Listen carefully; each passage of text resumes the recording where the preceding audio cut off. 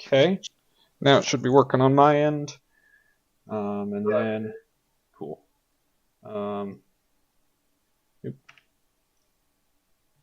And then, form.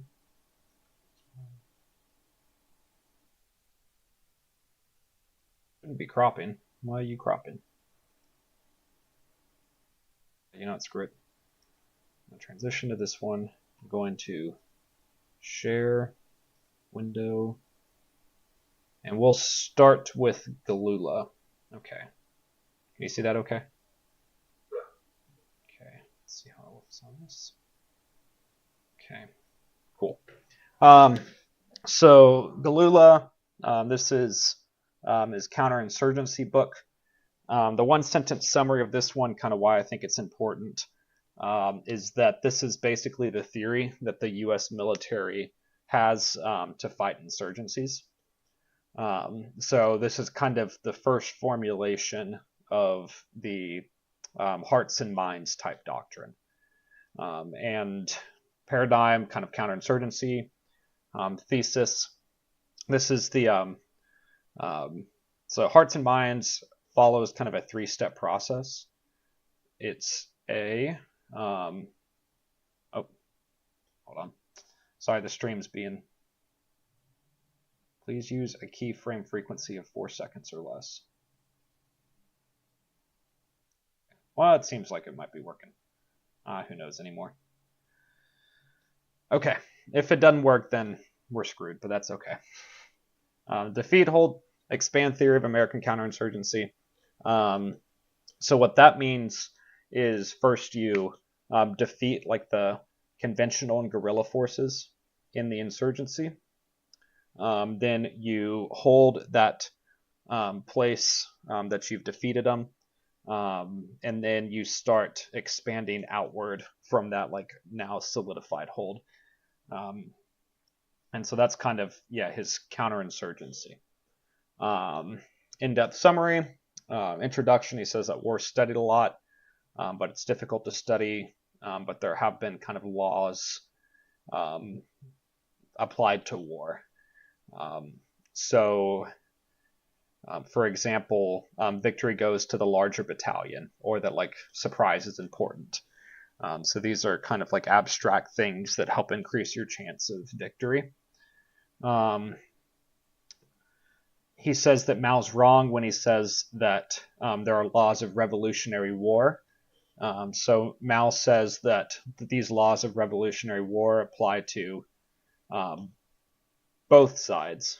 But what Galula says is that's wrong because both sides actually fight differently. You can't apply the laws from what Mao's saying to a counter-revolutionary war. So he says for the counter-revolutionary, there's little written besides formulas such as intelligence is the key to the problem or the support of the population must be won. So he's saying that this book is supposed to be a compass from which the counter-revolutionary can construct a strategy. Chapter 1, we've got the Revolutionary War, nature and characteristics. A revolutionary war is primarily an internal conflict, even against colonial powers, since it's against the local ruling power. So he says, like, sure, colonial revolutions may seem like they're against a power across the ocean, but it's actually against like whatever institutions that power has built internally to like govern internally of that place. Paraphrases Clausewitz, saying insurgency is the pursuit of the policy of a party inside a country by every means. So he says it's not quite a continuation of policy by other means, since the insurgency begins long before the insurgent starts using force, which is a little bit of a convoluted way to saying I think that an insurgent will start setting the conditions far before they start actually using force. So it's not actually like a different means of politics. It's still like the same means. But that's, I think, based on that mistranslation of what Clausewitz is saying. But that's neither here nor there. 3 different types. ways to take a power by force: revolution, coup d'état, and insurgency. Revolution is masses based, so it's the kind of upswell and popular support. A coup d'état is a clandestine action by an insurgency to overthrow the top leadership without masses. So a coup d'état is just like assassinating the president and appointing, someone else, for example. And then an insurgency is a protracted struggle conducted methodically in order to gain a specific intermediate objectives, leading finally to the overthrow of the existing order. Let's see. In an insurgency is a civil war, but when we think of a civil war, we usually think of a conventional war that occurs after a nation splits into two or more groups. But he says that like the civil war also can be kind of like the small bits, of insurgent pockets in an existing state. That's a civil war too. Insurgents have strategic initiative, but the counterinsurgent has strength, because insurgents can choose when they attack and where they attack. So that's kind of how they're both equal, despite the counterinsurgent having way more strength. He says, contrary to Mao, the insurgency is always unconventional. Chapter 2, prerequisites to a successful insurgency. They need a cause that applies to a large number of people, a weak government, favorable geographic conditions, which means large landlocked borders and difficult terrain, but with a nice climate, and outside support. So if they have all of those, then they're going to be a successful insurgency. Chapter 3 is insurgency doctrine. There's two types of insurgency doctrine: orthodox pattern, which is like the Chinese communist, and then the nationalist pattern. Orthodox is creating a party of the lowest socioeconomic classes with a vanguard of generally educated students that begin a guerrilla campaign. The nationalist pattern involves first blind terrorism to get support and publicity, then selective terrorism to isolate the counterinsurgency. But once they've gotten that isolation, it then transitions into the orthodox pattern. So he says that the only difference between those two types is whether or not they start off, with support from the people in an isolated counterinsurgent. He says that there's a cold and a hot revolutionary war. The cold revolutionary war is when the insurgent's activity is legal and nonviolent. And then the hot one is when it becomes openly illegal and violent. He says the easiest way to win in the Cold War stage is to ban the party. However, they can also change some of the things that he says are the prerequisites to a successful insurgency in Chapter 2. You can change those things too.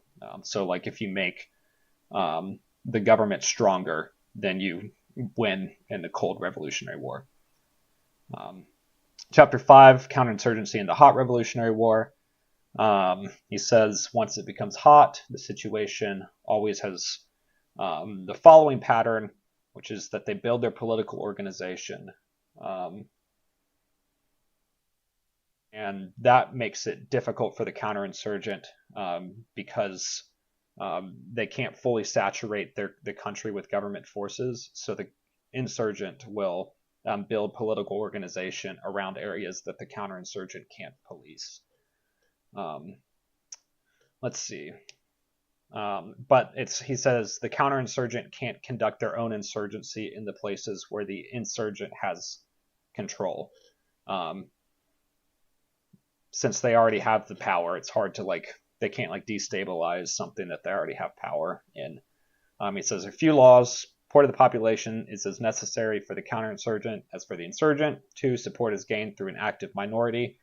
3, support from the population is conditional. And 4, intensity of efforts and vastness of means are essential.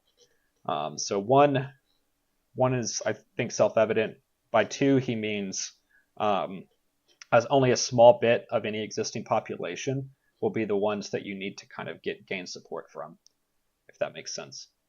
3, support from the population is conditional. By that he means you can't go around killing the population. They only like you as long as you kind of provide them the social safety and protections that they expect of a government. By 4, he means that you need to use everything that you can in order to defeat it. Let's see. Chapter 6, from strategy to tactics. There are 3 tasks. Destroy the guerrillas, which is a military task. There's identifying, arresting, and interrogating the insurgent political agents, which is a judicial task. And then there's establish contact with the population and make it better to live there, which is a political tasks. He says that all of these tasks kind of multiply together. And you can either start from an insurgent-controlled area and move outward, or start outward and move towards the middle of the insurgent-controlled area. And then he says there are 8 steps in a coin operation. 1, destruction of the insurgent force, and you have to do this, step by step. So first you destroy the insurgents, then you deploy police forces. Static forces is what he calls them, but it's police forces. Then you contact and control the population. Then you destroy the insurgent political organization, start local elections, vet the leaders who were elected, organize your own party, and then win over or suppress the remaining guerrillas. And he says that that's how you win that insurgency. So that's that then.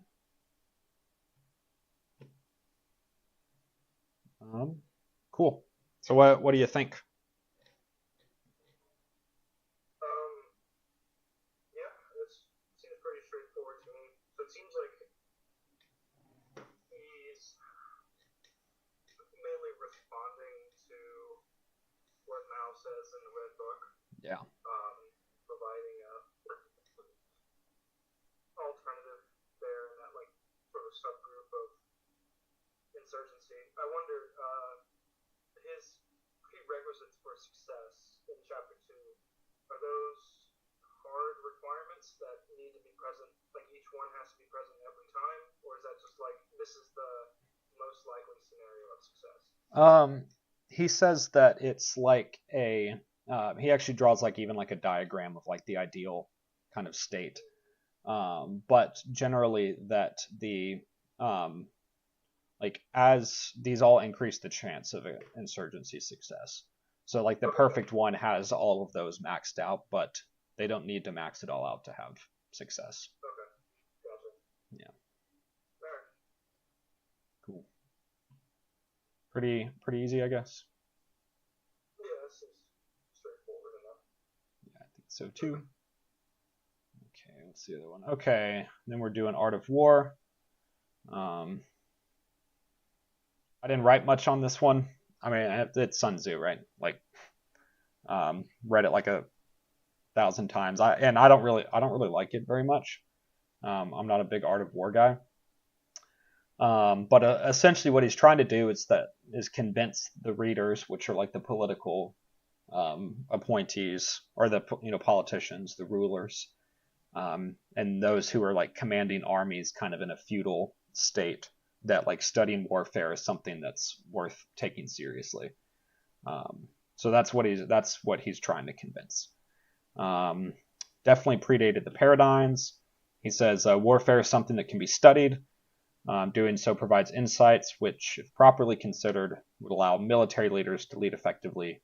And I think, especially for the purposes of our comps, the chief among the insights is that the military and political should be separated, and that direct combat should be avoided at all costs.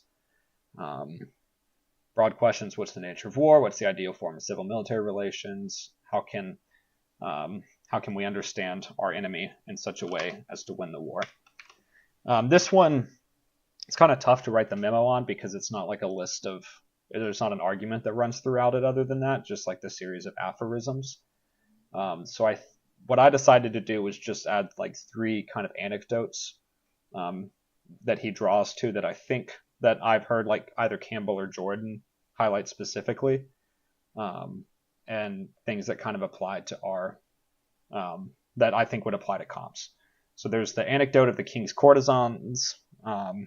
This is the one where the king asked the general to teach his women how to fight. He appointed the favorites as sergeants and taught them the movements, and they taught the other courtesans. But when it came time to show the king the progress, the general made a command, and the women disobeyed and began laughing instead. general executed the favorite courtesans, those sergeants. This angered the king, but the general then issued a command which was followed. This shows how the general and the king should be different. And then I put somehow LMAO. So what Sun Tzu's trying to say here is that like once the king gives the general a directive, he should just let the general do his job, because the general knows how to do things and accomplish the goal. There's the classic know your enemy and know yourself. In 100 battles you will never lose. Duh. And then he's got the classifications of ground. So he says death ground is the most dangerous, especially when your opponent gets on death ground. It happens when the army feels it cannot escape. The trick to fighting is to not let your enemy get into the death ground, but convince your army you are in it. That way you fight hard and your enemy does not. Always leave a path for your enemy to retreat through. And then I concluded saying I'm anti-Sun Tzu. I think Clausewitz has more interesting things to say, and I think that Dr. Campbell agrees with me. I could see like this distinction being a comp question, though. Like, Sun Tzu versus Clausewitz, which is the one that best approximates what warfare is. I could see that being a question on the comps. I didn't write much on it. I've read it like 7 or 8 times. I don't know if you've read it a lot, so I didn't feel the need to go too in depth into it, but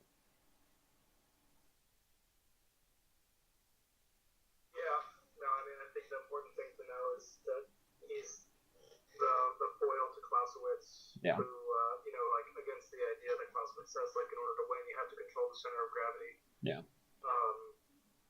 All of the different anecdotes of Sun Tzu, I think, all kind of have the common theme of engaging the enemy on your own terms, which means controlling as many variables as possible. And I know Jordan likes to harp on that Sun Tzu is guilty of that fallacy of control. And he just thinks that you can, if you just manipulate all the pieces on the board into just the right spot, that you'll win, which I guess is true if you can do that. Yeah. I don't think you can't always do that. Yeah.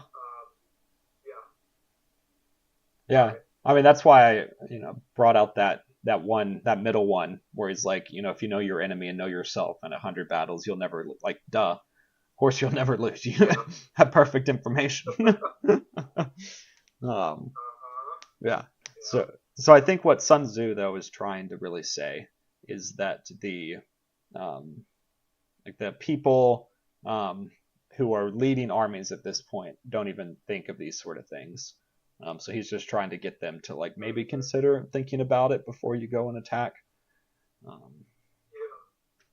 What that's worth. That makes sense. Yeah. All right. Cool. Yep, that's what I have. I'll get started with Kissinger. Cool.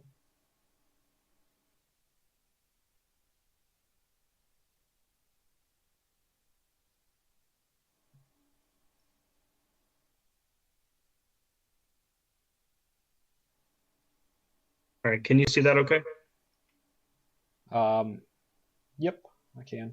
All right, so a one-sentence summary of Kissinger's diplomacy is that this is the big history book. It's he employs tons of historical case studies, all towards the point of showing why America needs a raison d'etat foreign policy that puts the national interest and the balance of power over values. International systems based on raison d'etat work best historically. So his favorite is going to be the Concert of Europe set up by the Congress of Vienna. So I pegged Kissinger as a classical realist. So he's really coming out of the tradition of raison d'etat from Cardinal Richelieu, who's the right hand of Louis XIII, who prevents Habsburg hegemony over Europe. Since Kissinger believes that individuals can personally affect significant change, this is the great man thesis, he is not a structural realist. So his thesis: in order for the post-Cold War New World Order to be sustainable, So he's writing in 94, I think, is when this book comes out. It has to be based on more than the aspirational goals of Wilsonian idealism. It has to account for the national interests of other states. So this is the power politics of realpolitik in order for it to be sustainable.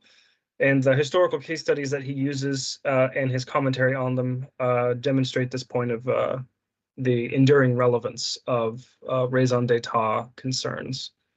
So what questions is he trying to answer? He's trying to see a way in which the U.S. can balance its foreign policy in a way that I think weighs both American ideals and the constraints imposed by realpolitik in the international system. He says that this, in his view, is the goal of the policymaker.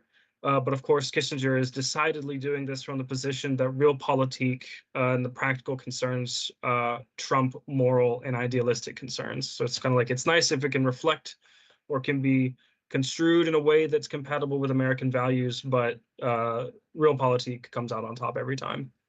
So this is like a 1,000-page book, so I didn't read the whole thing, but I kind of gave a footnote there at the bottom of where each of them talks about it. So in Causes of War, Campbell reads the Vietnam chapter, and then in Fundamentals, you've got 3 and 8, and then a bunch of ones that he skims. Chapters 1 and 31, I think, are also important to read since they're the most theory heavy and talk about the New World Order and his prognosis for that. So all right, we get into the summary. So chapters 1 and 2, again, this is the history of power politics from Richelieu to the Cold War. He begins by laying out the contrasting drivers of American foreign policy. So this is the realism that he associates with Teddy Roosevelt, who was the guy who basically embraced European-style realpolitik, and then Woodrow Wilson, who resurrects the Jeffersonian-style idealism. Kissinger contends that the tension between realism and idealism in American thought was brought to the fore in the Paris Peace Conference of 1919. Believing that European politik was behind World War I, Wilson forced the European powers to abandon it and the balance of power in favor of the principles that he expresses in the 14 points. The most important of these, he says, are ethnic and national self-determination, collective security, and open agreements openly arrived at, which he means like no more secret diplomacy in the smoke-filled back room. So this emphasis on Wilson's emphasis on idealism over realism is flawed in many ways. Kissinger says like these develop unrealistic expectations. They misapprehend the national interests of states, and it's chalked through with an unsubstantiated belief that history, such as the historical rivalries between groups, can just be set aside, and then of course it fails to account for power relationships. Kissinger believes that in certain ways, the Wilsonian system and the values underpinning it have endured somewhat into the Cold War era. However, rather than collective security for the prevention of future war as it was originally intended, Kissinger contends that collective security was a tool for securing alliances as the capitalist and communist spheres of influence firmed up after the end of World War II. So chapter 3 speaks to the rise of raison d'etat, marking the end of the feudal world order rooted in Catholic universalism and the Roman Empire. Raison d'etat and the balance of power emerged as justifications of breakaway states from the universalist systems championed by the Pope and the Holy Roman Emperor. So Richelieu is the guy who typifies this through his allying with the German Protestant fiefs against the Habsburgs in order to achieve a balance of power on the continent and end the encirclement of France between the Holy Roman Empire and Catholic Spain. So then chapter 8, he talks about the causes of World War I being rooted in the rigidity of the realpolitik system. So rigidity is his word there.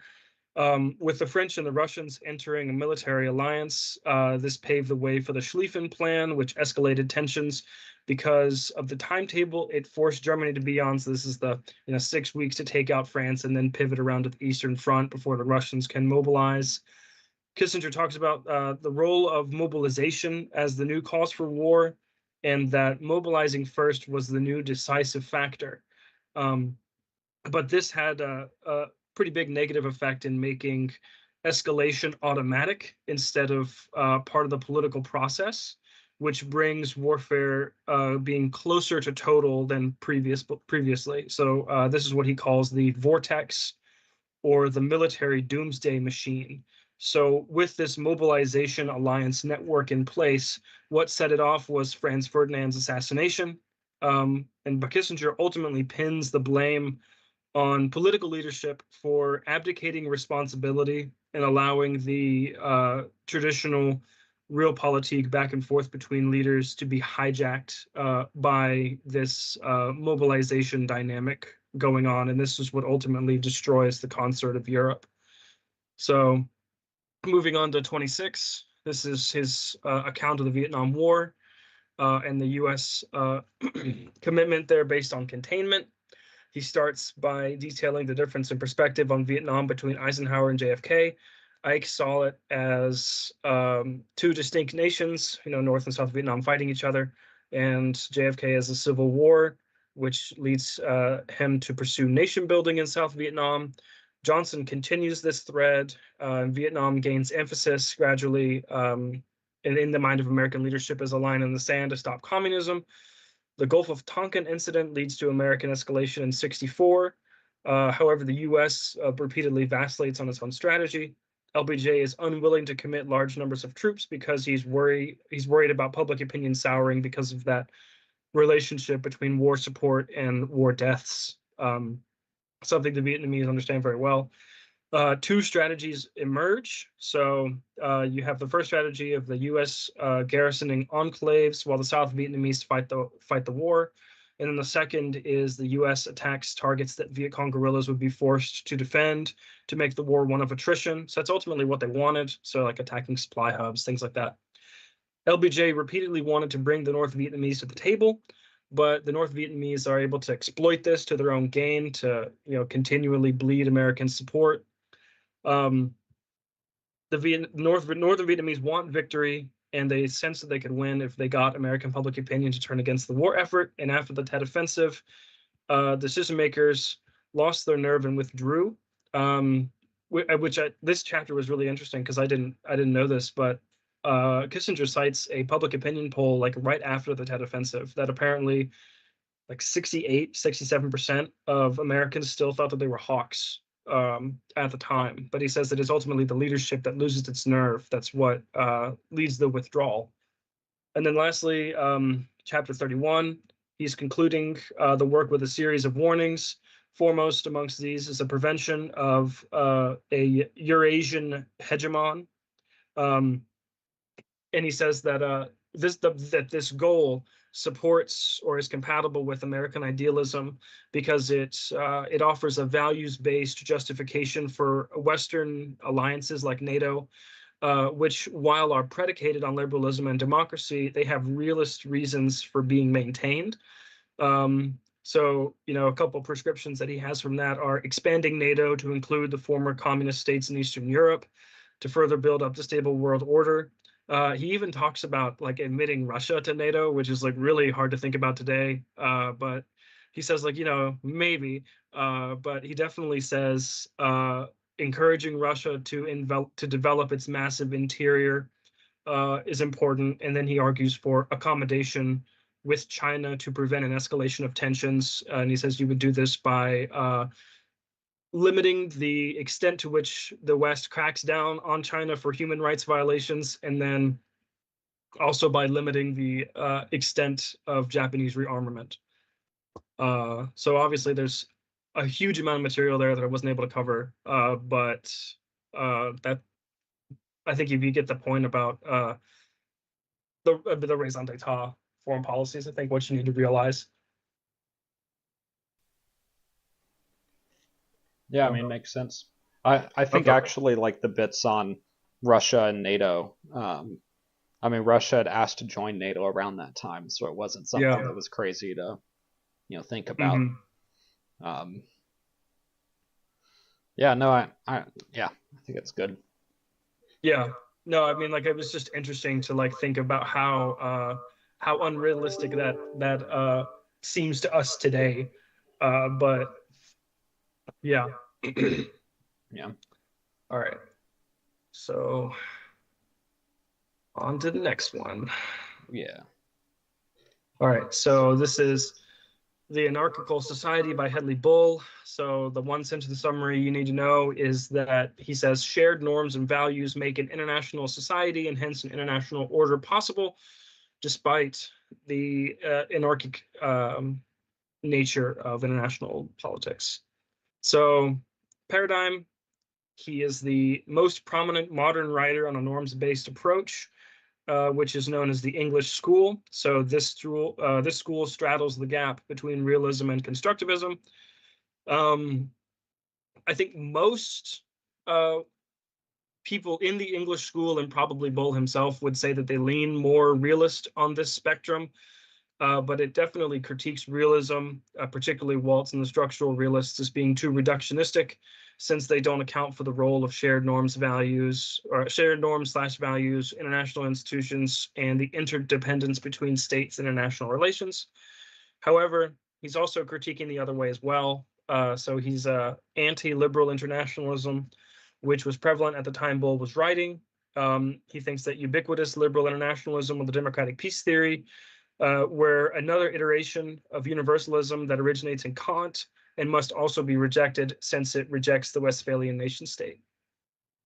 So his thesis, he contends that an international order is possible even though international relations plays out within an anarchic system. This is possible if states can form an international society, which is where the role of common norms, institutions, and interdependence come into play. So his three questions, which are helpfully on the back cover, are what is the nature of order in world politics? How is it maintained within the contemporary state's system? And do desirable and feasible alternatives to this system exist? So his in-depth summary, this book is divided up into three parts. The first part is where he describes what he means by order, and he defines it as, quote, a pattern of activity that sustains the elementary or primary goals of the society, of states or international society, close quote. Order emerges from an international society, which is distinct from merely a system. So if you want to think about it in the steps, it goes system, then society, and then order. So international systems are the interactions of states in contact or proximity to each other.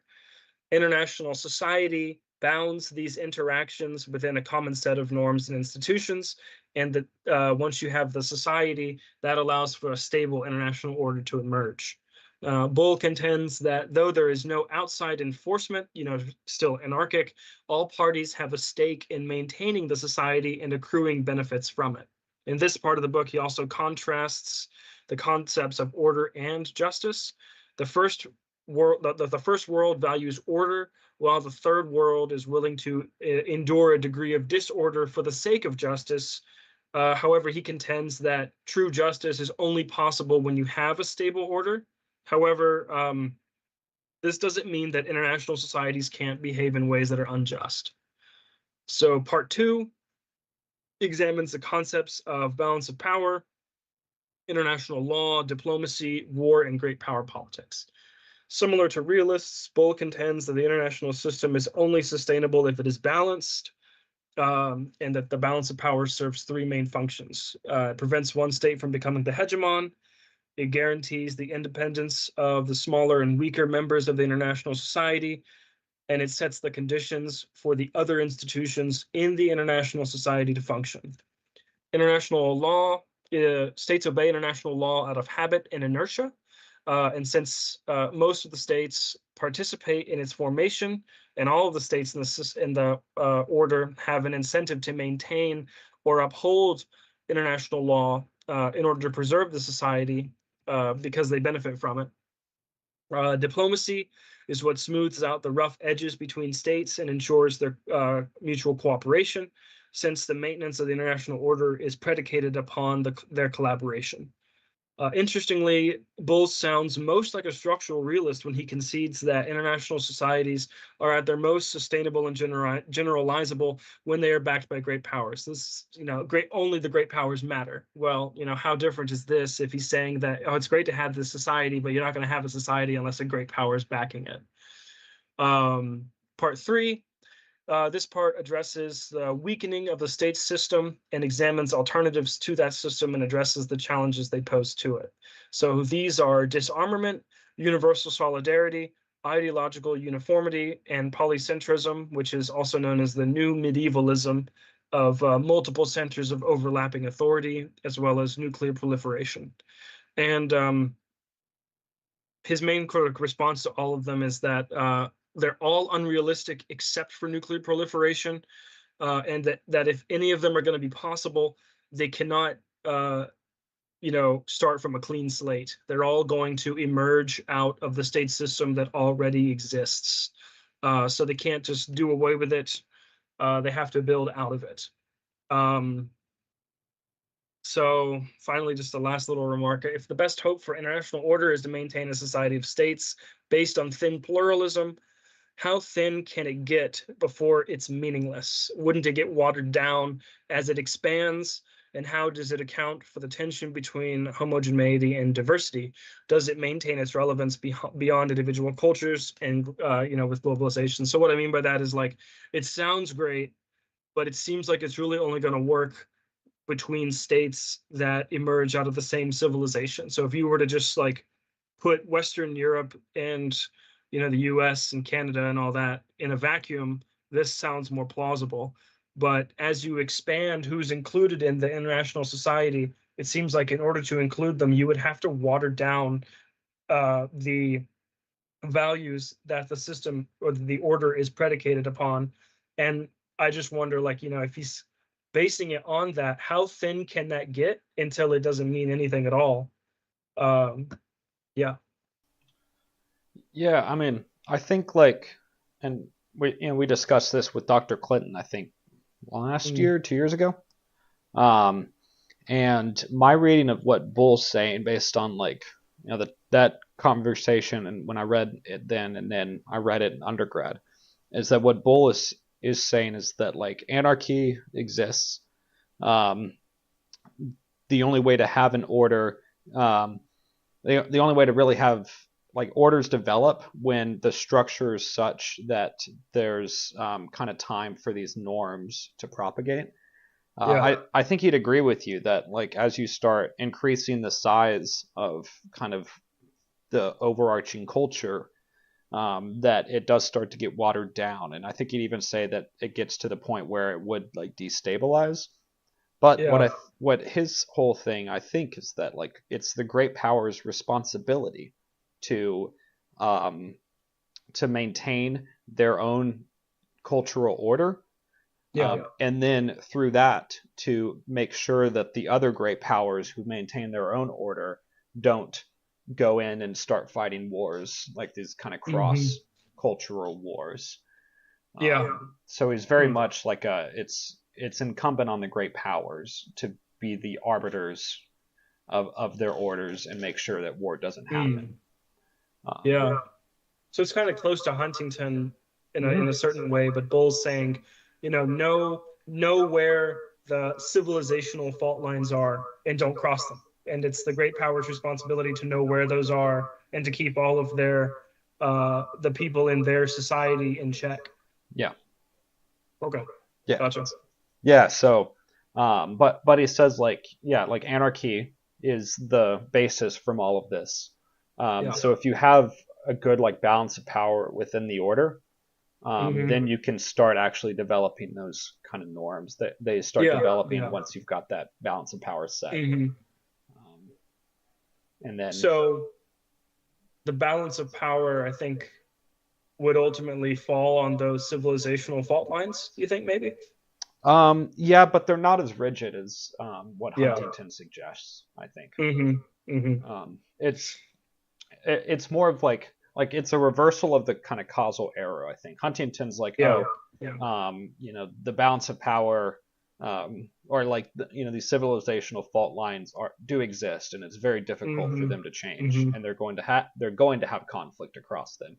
Whereas Oh yeah. Bull's like, once you start having kind of security, which comes from a balance of power, then norms start to develop as that lasts, Mm-hmm. and it can Mm-hmm. it can start anywhere. I don't think Bull's saying that like it's only going to be Western Europe versus Yeah. the Middle Yeah. East. Um, Mm-hmm. I think what he'd say is like the norms, developed to the, in Western Europe because there was a good Yeah. balance of power there, but they could have Makes had sense. the same norms develop in Southeast Asia if there were like a Mm-hmm. balance of Mm-hmm. power. Mm-hmm. And then, Okay. but what his key thing is, so Huntington's like there will be conflict across borders. What Bull's saying is that great powers can stop that conflict if they Right. Right. maintain the system well. Yeah. Yeah.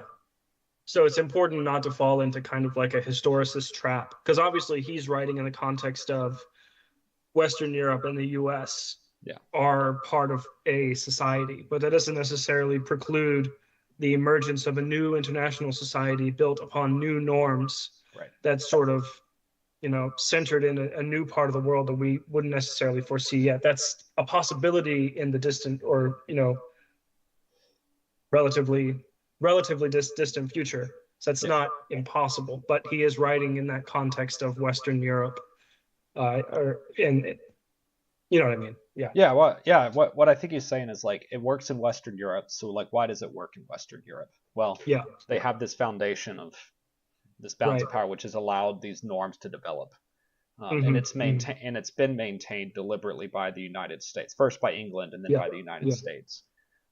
So then like, yeah, he is.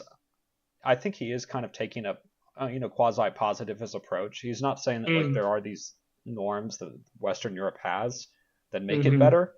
He's saying that like the fact that they have these norms means that they can communicate in a way that doesn't involve fighting wars, and those norms could be Yeah. anything. Yeah. Um, Mm-hmm. like maybe he wouldn't say this, but I'd say like reading him, if like the norm were to be the rulers fight a battle to the death between the two of them, and that's how they Mm. decide things, then that'd be fine. Yeah. It'd still Yeah. work within a system as long as it's Mm-hmm. enforced, maintained by the great power, and limits that war, provides a different avenue for war. Yeah. Yeah. That makes sense to me. Yeah. All right. Cool.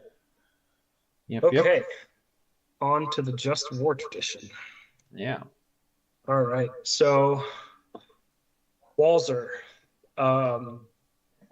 So this book is an attempt to lay out a framework of just war theory that is rooted in the liberal individual rights of life and liberty instead of natural law. So this is an abruption from the just war tradition that is trying to offer a secular just war theory that's based on individual rights. So Walzer, obviously, just war tradition. In the book, he is against realism because it is utilitarian and consequentialist, and he's against legal positivism for being too constructivist or like world on paper sort of thing. According to him, neither can justify actions taken according to their dictates. They can't construe their decisions as being moral or just. In particular, like I said, he's trying to extend the just war tradition into the modern era by rooting it in liberal individual rights instead of natural law. So he's saying, like, if you're a soldier and you agree to fight, you are forfeiting your rights to life and liberty. Since non-combatants do not give up these rights, involving them in war is unjust. So a big theme both in this book and in the next book is the status of non-combatants. So the thesis, he's saying that the just war tradition is not a relic, but it can be applied to our times and is compatible with modern liberal notions of rights. Just causes for war and conduct in war must respect the individual's rights to life and liberty. So what broad questions is he trying to answer? He's trying to discern a common lexicon for gauging justice in warfare. He eschews the legal positivism of the UN and the utilitarianism of IR practitioners who justify action on the basis of policy goals, since this fails to explain why international affairs are structured the way they are. So it's like a How did we get here? He says that policymakers fail to explain that. They're just saying, like, we're going to do this because this is our goal. That doesn't explain how we got to that point. Lots of talking. Instead, he offers the common citizen's perspective as an alternative basis for a common language of justice in war. This is so since it is, according to him anyway, true that all actors wish to be seen as moral in their conduct during war, and this provides the basis for a shared language, which then leads to shared judgments. So, in-depth summary extends the just war tradition by rooting it in liberal notions of individual rights. Since non-combatants do not voluntarily give up their rights, involving them in war is unjust. He is keen to separate the concepts of jus ad bellum, that's just cause for war, and jus in bello, so just conduct in war. These are distinct conditions which can lead to odd pairings. So he says, for example, a soldier can fight in a just manner for an unjust cause, as well as fight a just war in an unjust way or with unjust conduct. This ends do not justify the means approach has many implications. It runs counter to the realist notion of necessity in war, non-combat immunity, etc. So Waltzer develops two frameworks to answer these questions. So he addresses the for-war question with the legalist paradigm, and then the in-war question with the war convention, each derived from the liberal human rights of life and liberty. So under his framework, states have the right to defend their citizens' rights to life and liberty against aggression, meaning that they can use force to protect their sovereignty and call upon their allies to do so. However, this is qualified in important ways. Foremost amongst these is the status of non-combatants. Unlike soldiers who forfeit their rights of life and liberty, non-combatants are off limits, and involving them in a war is a violation of their rights and therefore unjust. Human rights can therefore be said to justify and limit the use of force. This framework rules out some forms of violence in the commencing and prosecution of war. For example, revolutionary terrorism is unjust since it targets civilians. Proportionality is also an important component of his framework. Military actions which are not proportional to the opposing force or whose benefits or military value place unacceptable risks upon civilians fall outside the possibility of for moral action. This means that for the prosecution and planning of war to be just, soldiers have a duty to limit both immediate and foreseeable risks to civilians. Interventions are also permissible in a limited way. If a sovereign nation, and this claim is stronger if the international community are all on the same page and all agree, observes the violation of the rights of its citizens, military intervention on humanitarian grounds is permissible. However, this is qualified. States cannot have their own objectives during these operations. They can only act in the benefit of the citizens of that country. Deviations from this course that of best serving the people of that state is the only permissible way to carry out this campaign. And then lastly, the proportionality has its extremes. Waltzer fleshes out a scenario when the typical rules of conduct are suspended in a state called the utilitarianism of extremity. If defeat is imminent or the threat is existential to the state, violating the framework that he puts out is justified to preserve the state. So he offers the example of Churchill's decision to bomb German cities before America enters the war and all that, and before Operation Barbarossa. However, when the threat is no longer existential, the normal rules come back into effect. It must be determined to be the only option left in order to be justified. This is the most controversial and problematic part of the book, since it's a slippery slope, because using that very example, Britain kept bombing after that existential crisis was over. And he also offers no way to measure, like, at what point, is it no longer existential? Like, there's no way to, like, quantify that. So it's really just like use your best judgment. But anyway, the important thing I think to note about his contribution, and we'll see this come out more in the contrast with the next book, is that he's offering a secular theory of just war that is not rooted in natural law and is not rooted in religious arguments. but rather rooted in liberal rights.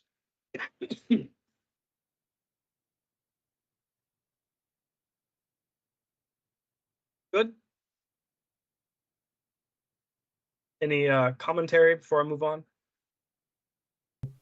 We can maybe, because the only question I have is like, why are there two Just War Theory books on here? So maybe after the second one, Yeah. we can discuss why we think that might be. Yeah, I think it'll make sense pretty quick. All right.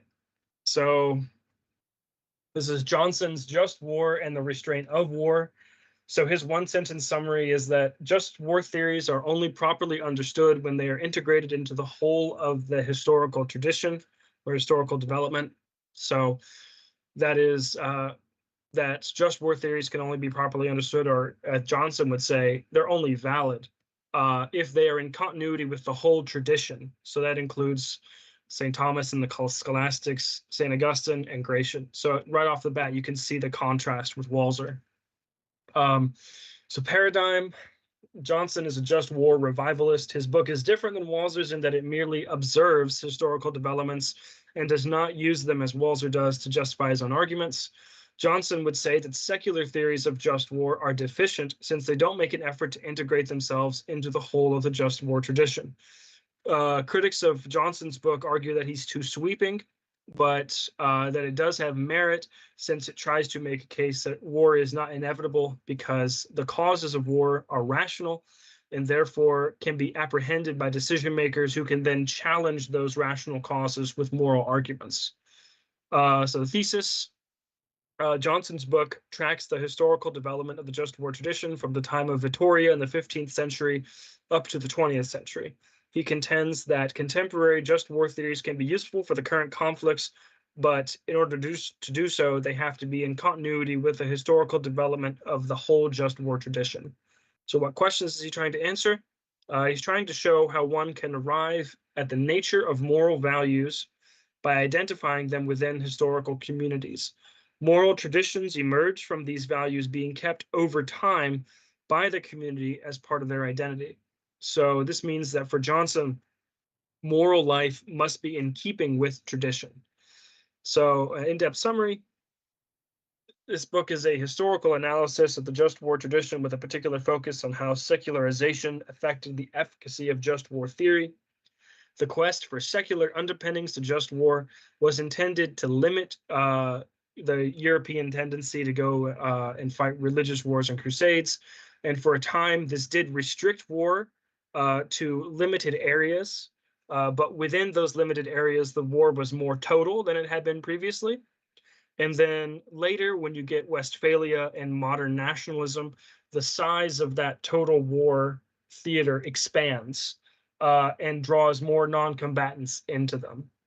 So a bit more on the history. So after the end of the feudal era, two expressions of just war theory are dominant. So first is a set of widely accepted moral principles for justice for war and justice in war, and two, legal constraints on the extremity of war via international law.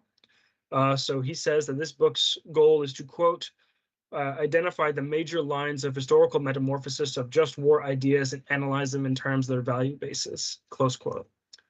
Johnson details the evolution of war from the late feudal, gentlemen's wars, wars of kings, to the more total wars of the Napoleonic era and afterwards, and derives four contributing factors for this metamorphosis. First is the goal to justify using total means, or first is a goal to justify war using total means.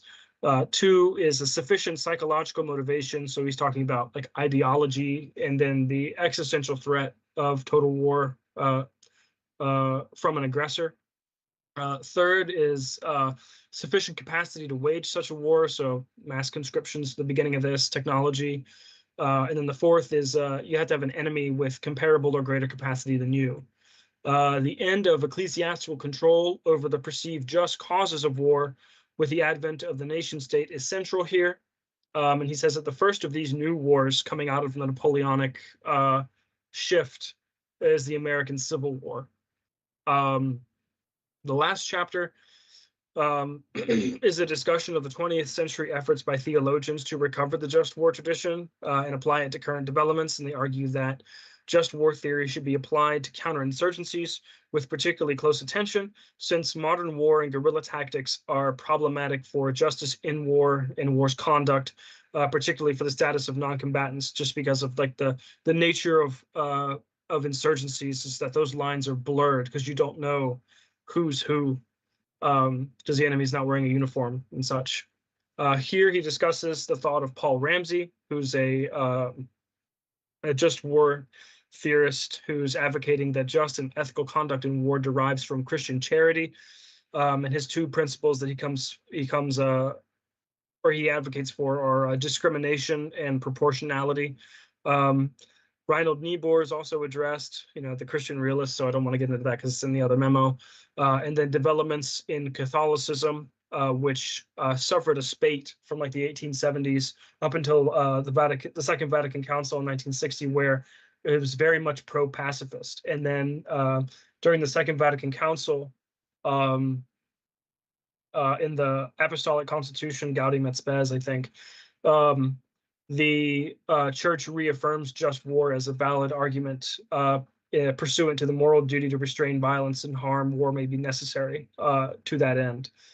And then he ends with a brief discussion of just war and nuclear weapons that's particularly concerned with proportionality and non-combat immunity.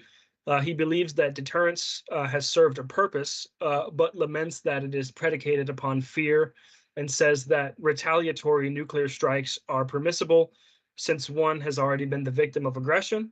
However, preemptive strikes are not permissible. So this is what he calls a counterforce strategy, even if they are purposed to eliminate a rival's first strike capability. First versus second use of force, he says, does not cleanly map onto the aggressor or defender dynamic that just war is predicated upon. However, he says that sometimes preemption is justified. Quote, what would be wrong about a first nuclear strike against an enemy is not that it is first. The decision whether to launch a preemptive first strike might or might not be justified depending on the circumstances, close quote. What he can say with some certainty is that nuclear weapons cannot be placed in a framework of proportionality that has a rational end for war. The employment of nuclear weapons against an enemy's population is never just, since it targets non-combatants, whether that is first or second strike. He concedes that just war's idea of defense does not find purchase with nuclear weapons, saying that, quote, stopping an unjust assailant's upraised sword, from falling does not find expression in a strategic nuclear retaliatory strike against the enemy's non-combatant population, close quote. He also challenges the Catholic principle of double effect as it applies to nuclear weapons due to long-term effects of radiation, and the principle, and he doubts that the principle even holds when it's applied to non-combatant deaths. So this allows him to conclude, or this leads him to conclude that conventional forces are first choice over nukes, and second, if conventional forces cannot be used or are destroyed, we have to find some other moral, non-conventional weapon that is adequately discriminating. So, being able to pick apart a combatant from a non-combatant, as well as proportional to the violence being done to us. So I thought to myself, what would he think of drones? So he says you have to discover some kind of adequately discriminating and proportional means to replace nukes since they are morally unusable. So while reading that last bit about nuclear weapons, it is very convoluted because the just war, I think, the just war tradition just does not, I don't think it can be adequately mapped onto the phenomena of nuclear weapons just because they are so non-proportional. They are so total in their capacity for construction that I don't really think that I think like if you were to try to put the just war tradition as Waltzer is construing it in conversation with Schelling, like the brinkmanship that Schelling says is required in order to ensure deterrence, leaving your populations vulnerable to strike, not trying to defend your populations and insulate them because you might provoke like a spiral scenario of escalation, is so from a just war perspective, it's so consequentialist that it cannot even be contemplated within the framework that just war theory is operating in. So I think that, just war theory might be interesting and help you, solve some ethical dilemmas within specific circumstances, but to try to apply it as a comprehensive theory to try to explain a best course through something like the Cold War and nuclear deterrence and all that, and mutually assured destruction, I don't think it's adequate. But yeah, I mean, going back to, I think, why are there two books? Because this one is saying you cannot have a valid secular just war theory rooted in liberalism. If you're going to have a valid just war theory, it's got to go and account for the entire tradition back to Augustine, I think, is what Waltzer is saying. If you try to separate it, it will become deficient in some way because of that that understanding of the human person that comes with just war tradition and its Christian anthropology, I think, is what Johnson would say. Yeah, I mean, I just think that's wrong, but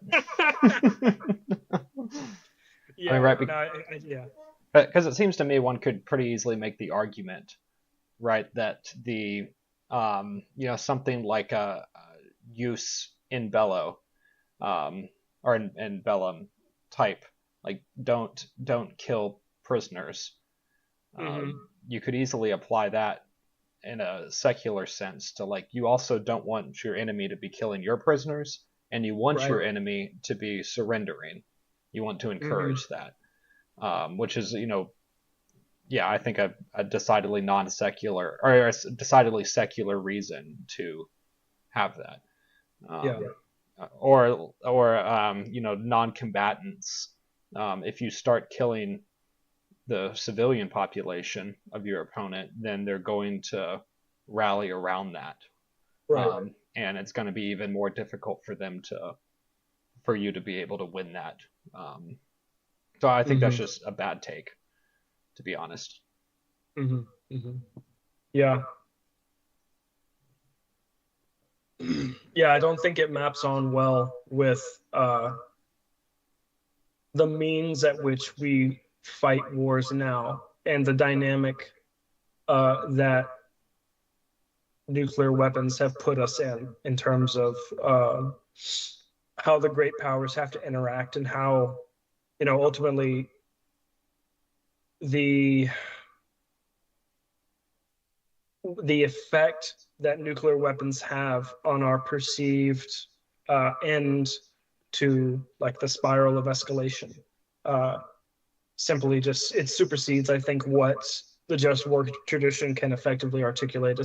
I don't think it has the capacity as a theory to chart course of action through a world with nuclear weapons because of the brinkmanship required and how close that skirts to what just war theorists would say is using or being consequentialist, using means to justify ends.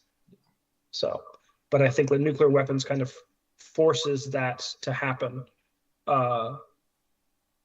Yeah. Well, and, like, what's the implication then if you have to have a Christian history to be able to fight wars justly? And it's that those who don't will not fight wars justly. Yeah, I think that's right. Yeah. All right. Anyway, I don't have many other questions with it. So. Okay. Yeah, it just seems like the thing to know is that Walzer's doing it from a secular perspective, and Johnson's saying you can't do that. Okay, that's fair enough. Good summary. All right. Cool. Let's see. I'll stop streaming then, unless you have anything.